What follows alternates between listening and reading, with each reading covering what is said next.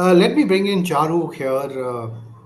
Charu, you have dealt with the traditional media. You are there almost every day.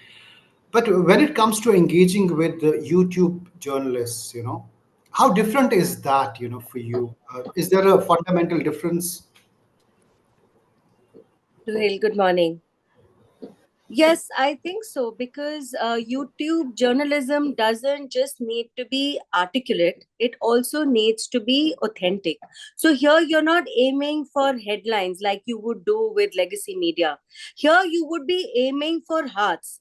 And a spokesperson or anybody who's engaging in that kind of journalism, you need to adapt to the changing mindsets because the way we speak, the way journalism is done, is changing very, very rapidly. So let's think about this. So if you do a YouTube interview, for example, what is the most important part of your interview might not always be the most engaging part.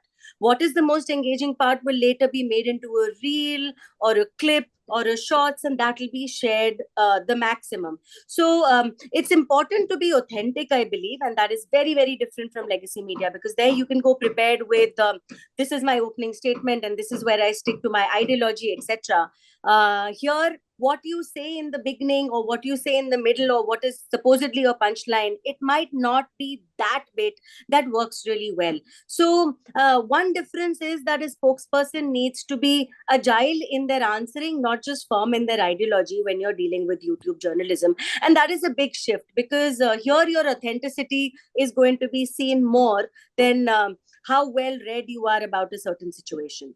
You can't fake things on YouTube anymore. Can't.